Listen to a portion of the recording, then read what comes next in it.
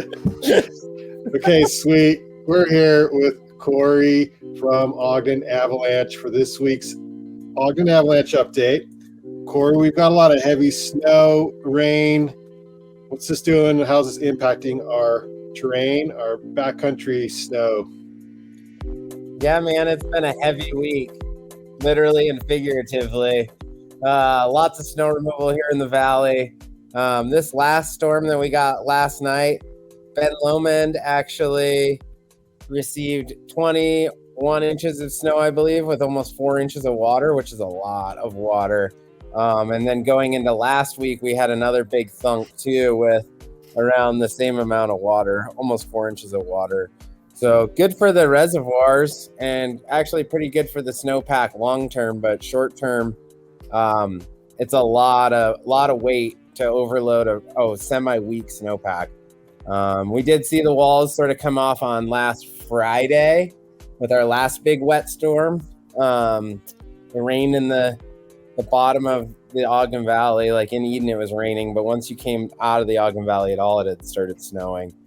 But yeah, we saw a lot of avalanche activity on that at Snow Basin, at Powder Mountain, as well as the North Fork area, especially. I'm gonna hit the slides here. We got some photos of them. So this is Chili Peak slabs. They both came out 0G, and the one to the left ran full path naturally on Friday, I believe, during the heavy wet storm. And then this one here on Rodeo, I believe it would have been Saturday afternoon sometime it was triggered because it's a much fresher crown with no precip on it. And then today, we haven't really gotten any viz to go up and see what kind of avalanche activity we might have had. Bailey Cabin also went naturally, and last week, the Ben Lomond, like pretty much most of the cirque was remotely triggered by someone skiing down the ridge from the summit. So still, I wouldn't say touchy, but the likelihood of triggering a large persistent slab avalanche is there. I wouldn't say it's likely, but I wouldn't say it's unlikely either. It's somewhere in the middle. And then throw on top the storm slab, wind slab avalanche problems that we're going to continue to have with more snow. I mean, we're supposed to get walloped again tonight with another 15 inches of snow or so. So yeah, just we're giving the snowpack a good thwack. And the skiing and riding's been great, though, all time, really. I mean, we're almost at 80-inch base at Ben Lomond, which is pretty cool. So here's our 91 inches on the ground at Ben Lomond on January 10th. That's pretty good for us. So, and then almost 20 inches of water. Is that what that says? Gotta get closer. Yeah, 20 inches of water, which is pretty cool. So good riding conditions out there. Yeah. And then in other news, Brandon, guess what's on Thursday? Well, I feel like we're doing a B Street series starts on Thursday.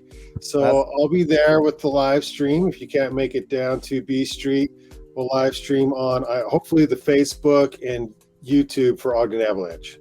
Yep. Who's our first presenter? It's going to be Jim Steenberg, the professor of POW, Brandon. Professor of POW. I don't know how you swung it. We're lucky. We got him.